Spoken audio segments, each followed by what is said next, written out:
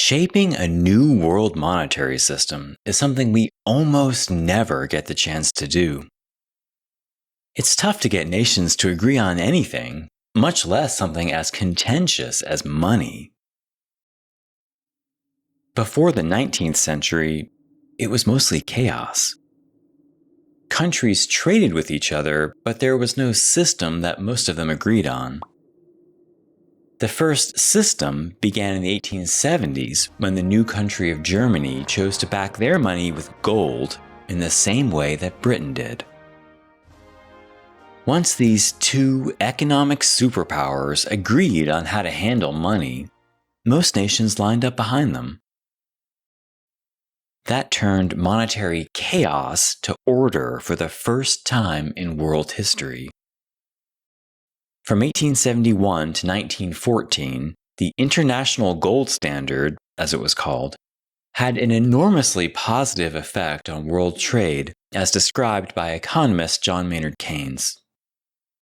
The inhabitant of London could order by telephone, sipping his morning tea in bed, the various products of the whole earth, in such quantity as he might see fit, and reasonably expect their early delivery upon his doorstep.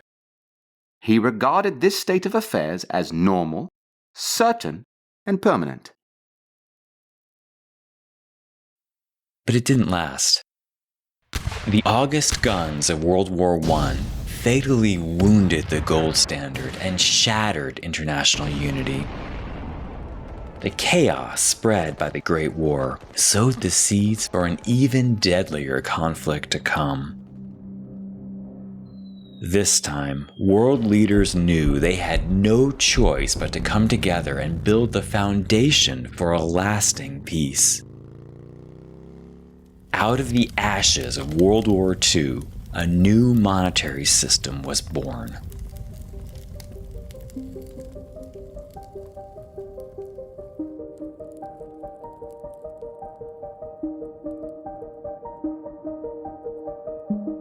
The International Gold Standard only lasted a few decades, but it made a big impression.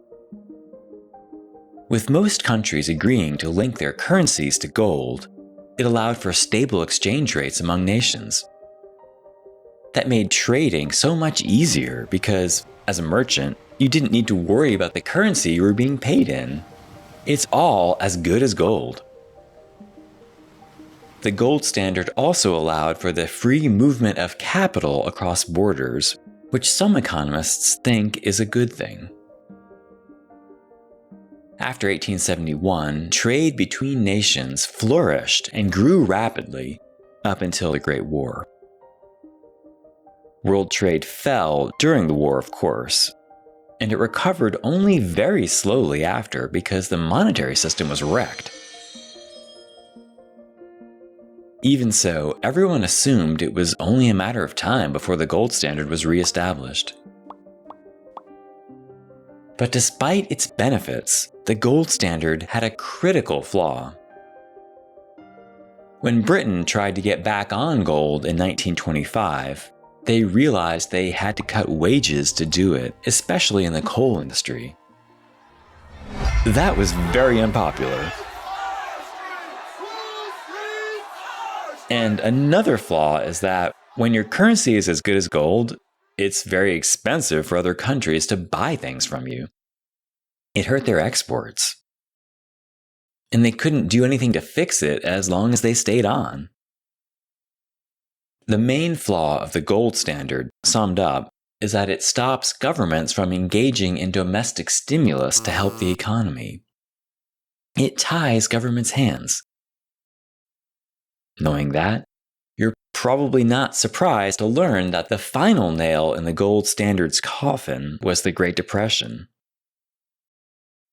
Despite all the pain they endured to get back on gold, Britain had to leave the standard again in 1931 because people were demanding that the government stimulate the economy. And even in the US, despite the massive amount of gold they had at the time, they were thinking about doing the same thing. Even before he was elected president, Franklin Delano Roosevelt was under a massive amount of pressure to devalue the dollar and to ditch the gold standard. And the pressure wasn't just from farmers, it was also from industrialists and major retailers like Sears Roebuck. But there was also pressure in the other direction.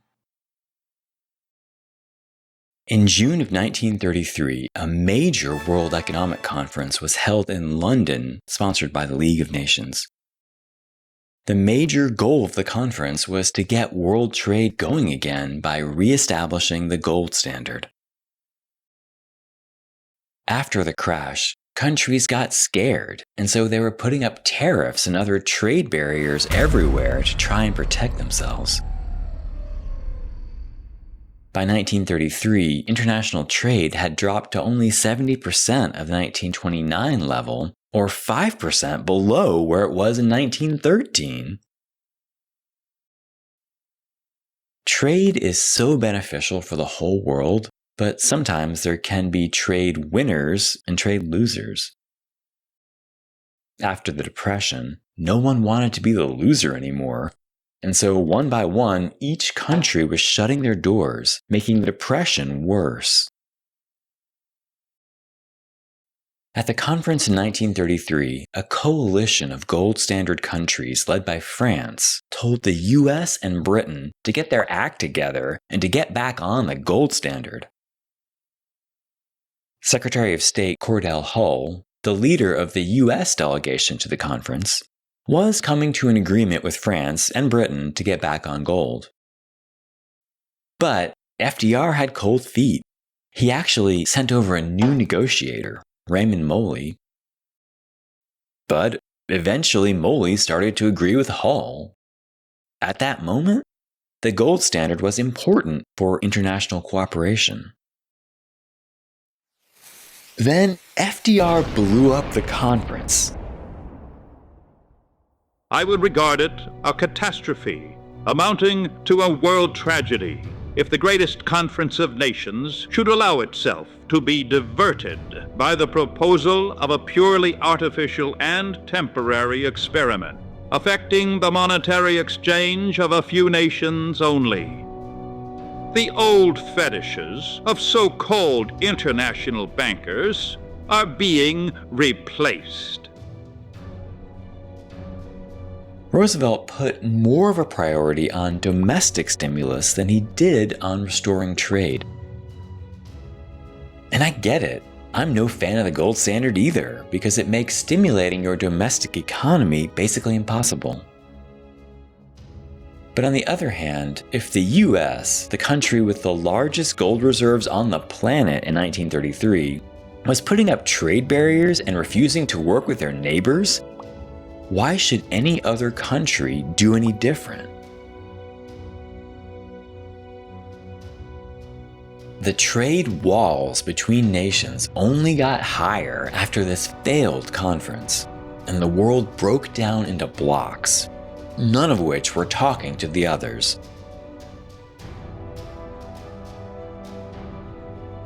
When the easiest way to gain a trade partner is to conquer them, the world's got problems.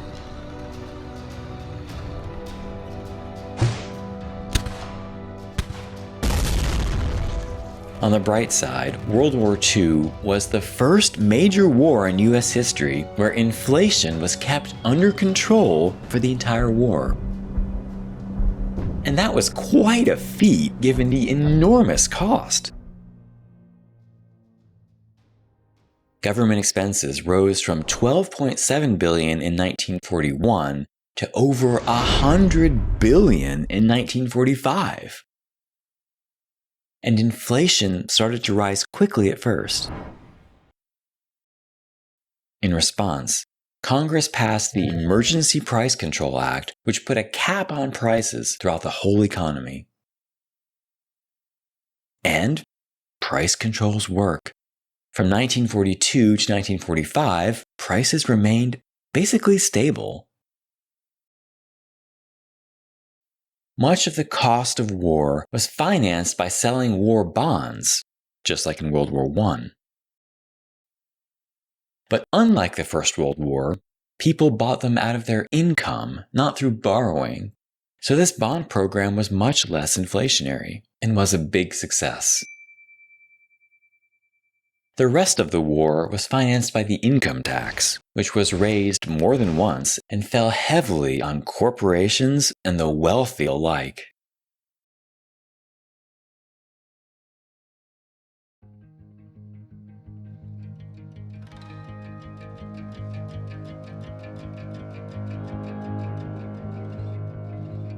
Very shortly after the attack on Pearl Harbor, U.S. Treasury Secretary Henry Morgenthau called up his deputy, Harry Dexter White, and told him about a dream he had.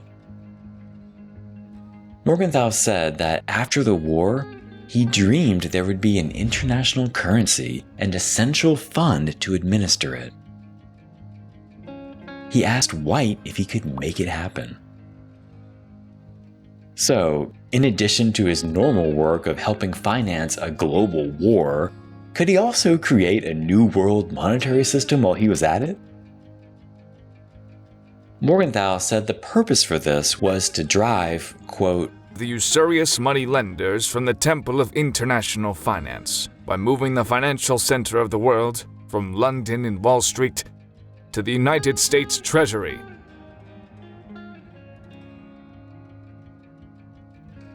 This was a once-in-a-lifetime opportunity to rebuild the world's monetary system from scratch. White launched himself into it.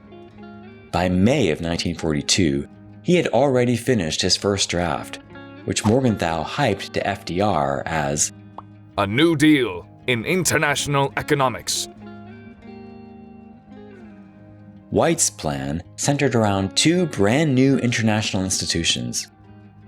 The first of these he called the Stabilization Fund.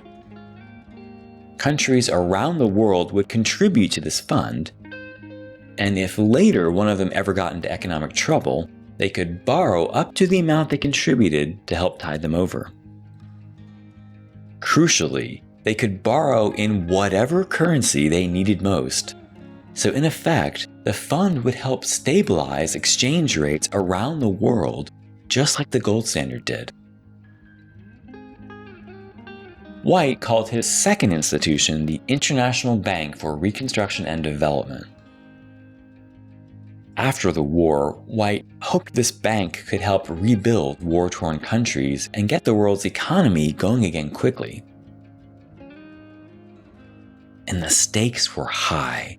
He truly believed that his plan would promote economic justice and cooperation among nations that would be necessary to stop World War III. Just as the failure to develop an effective League of Nations has made possible two devastating wars within one generation, so the absence of a high degree of economic collaboration among the leading nations will inevitably result in economic warfare that will be but the prelude and instigator of military warfare on an even vaster scale. What White didn't know is that, across the Atlantic, the British were thinking along the exact same lines, independently. The famous economist John Maynard Keynes was also working on plans to create a new global monetary system. Like White, Keynes wanted an international bank to stabilize the world's currencies and to help struggling countries rebuild and develop. But their plans also had major differences. Keynes proposed just one institution, which he called a clearinghouse, not a fund. The clearinghouse would lubricate the wheels of global trade simply by keeping track of who owes who what, so countries wouldn't need to actually provide gold before they could trade. And often, the debits and credits would balance out, so no money would need to change hands. Now, if a country ran a persistent deficit on the books of the clearinghouse, they could provide gold to even it out, or they could choose to devalue their currency to give themselves an edge in world trade that would hopefully set things right again. But if they didn't take action, they would pay interest on their negative balance to the clearinghouse. And if it reached a certain point, they would be required to devalue. Interestingly, countries in surplus would also pay interest.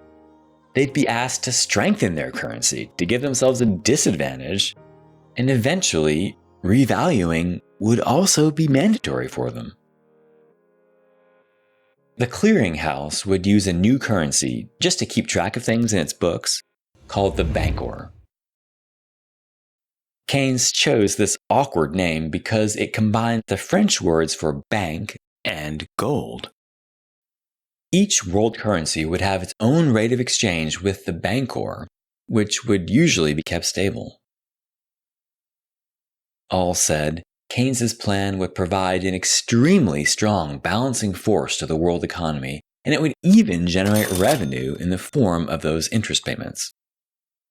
Keynes thought the payments could be used to maybe start a world police force, or it could be given to struggling countries to help them develop.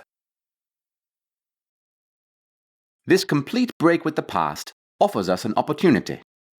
Things are possible today which would have been impossible if they involved the prior disestablishment of a settled system. Keynes shared his plan with the Americans in August of 1942, and, they weren't so thrilled about it. While Keynes was willing to remove the part about interest payments and the international police force, he continued to argue that surplus countries should be required to do their part to reestablish trade balance. Both sides agreed that world trade needed to be kept in balance. The question was, when there's an imbalance, who should pay for it? White's plan put all of the burden on the deficit countries and made them reduce their deficits, whereas Keynes thought that the surplus countries should also help out by trying to reduce their surpluses. It's important to note that this conversation wasn't just about economic theory. The context here is that Britain was an empire in decline.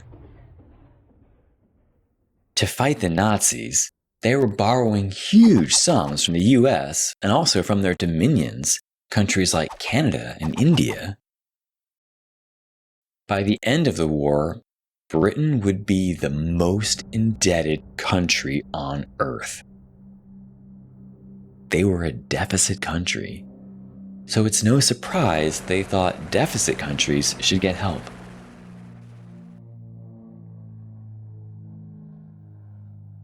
On the other hand, the US was in surplus, a massive surplus. Just as in World War I, the US was selling huge amounts of food, supplies, and weapons to their allies.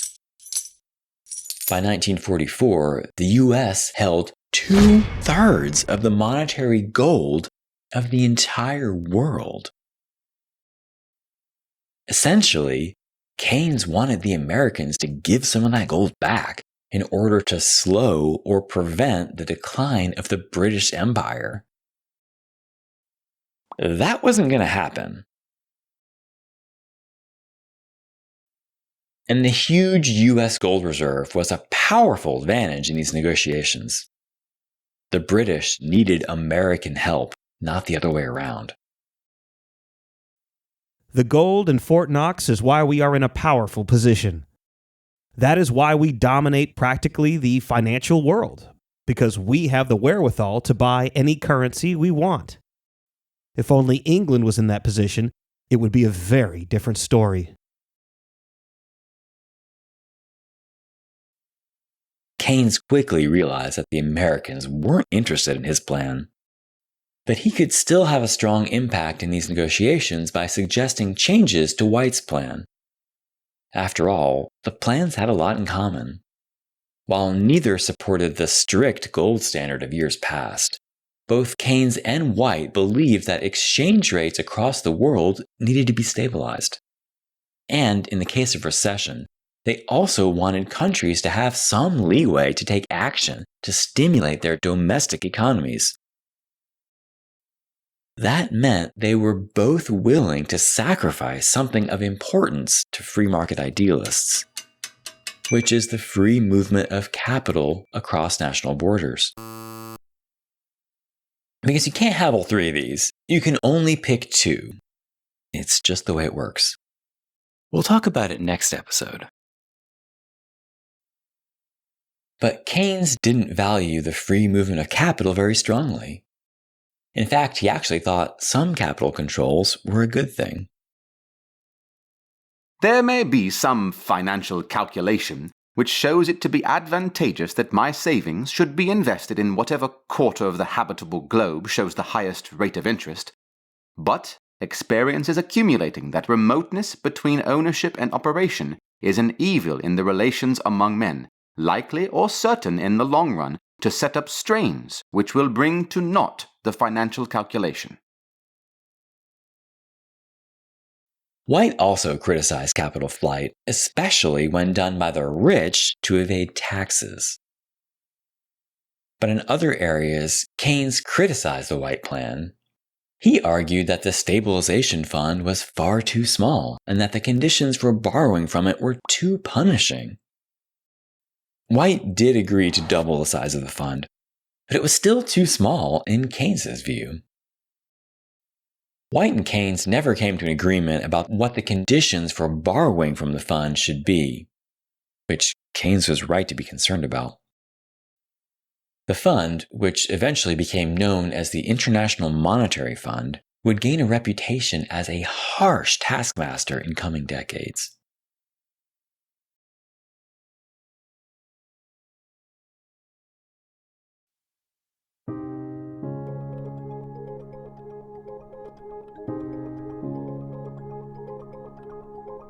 In April of 1944, 2 months before the D-Day landings in Normandy, Britain and the US issued a joint statement summing up their ideas and calling on all Allied nations to assemble for a global conference to plan the post-war economy.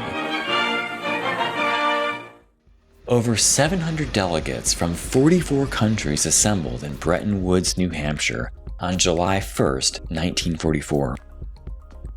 They stayed at the beautiful Mount Washington Hotel, which is big, but has only 234 rooms.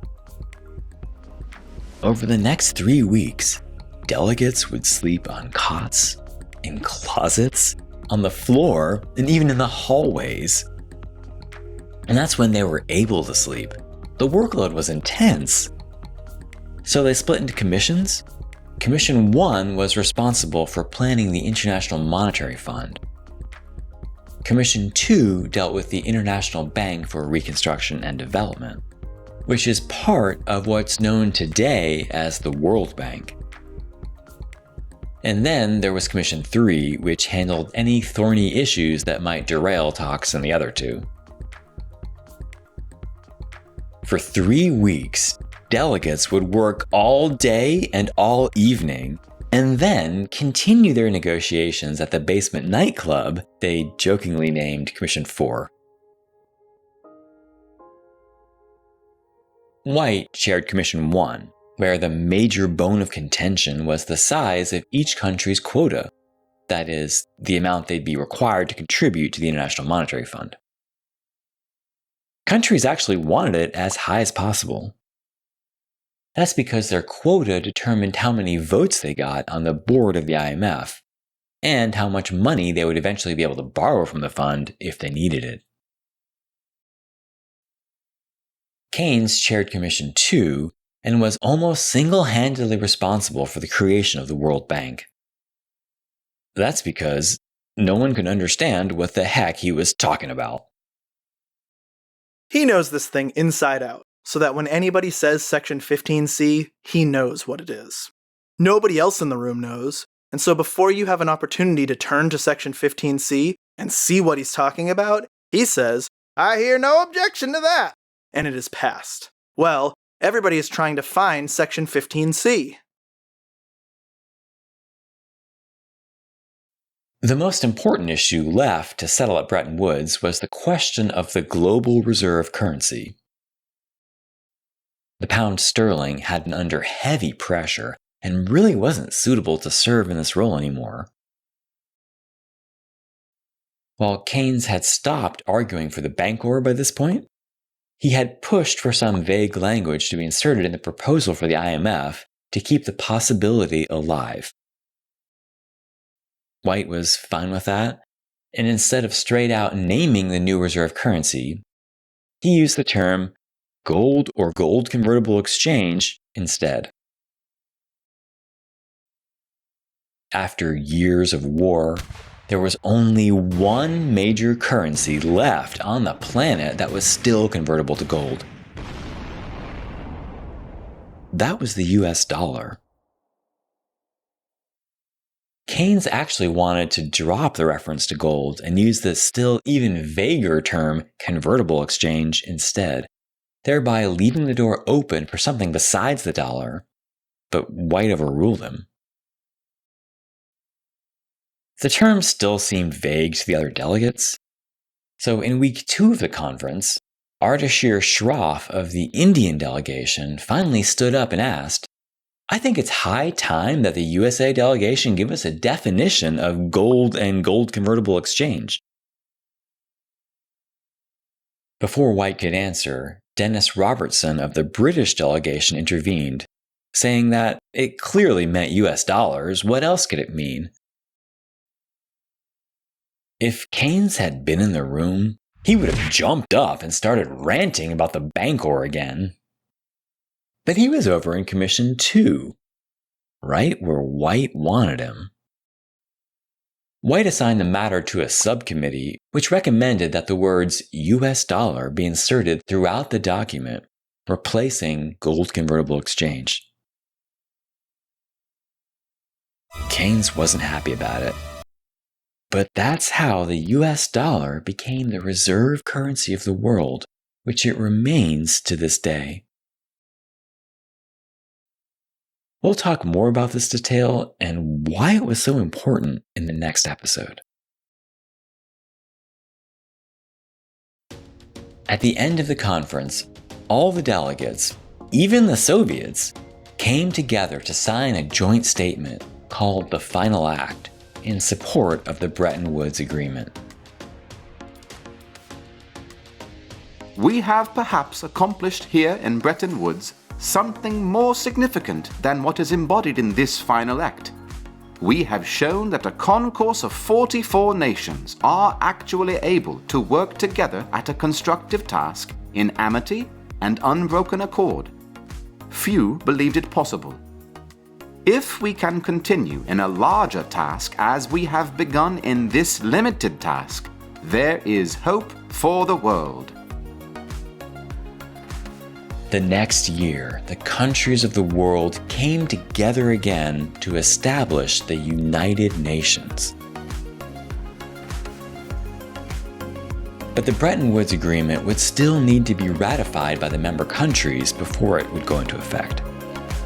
The US Congress ratified it in July of 1945 with a huge majority, despite enormous pressure from opponents like Wall Street, the Federal Reserve Bank of New York, and the American Bankers Association, who called Bretton Woods unsound and contrary to accepted credit principles.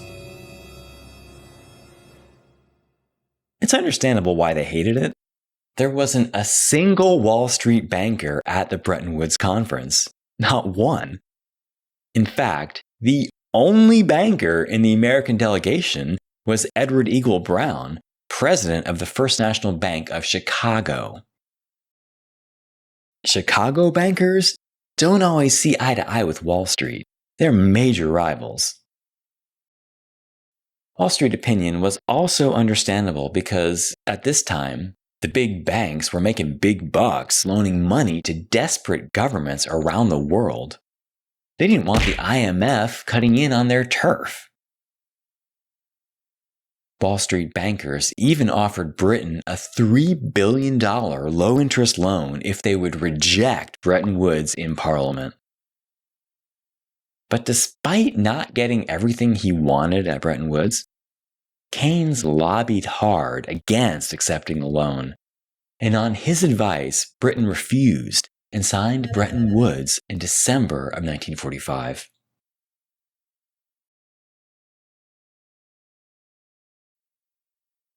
Bretton Woods is widely regarded as the most successful monetary system ever.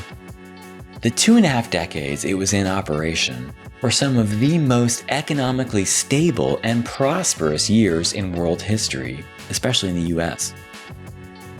But even so, this system had enormous flaws. For example, the World Bank never reached its full potential. For post-war reconstruction, it was greatly overshadowed by the Marshall Plan passed just a few years later. And don't get me started on the IMF.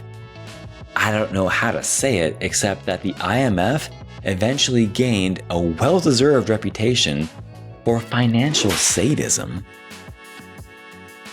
Where Bretton Woods really stands out is as a general world monetary policy.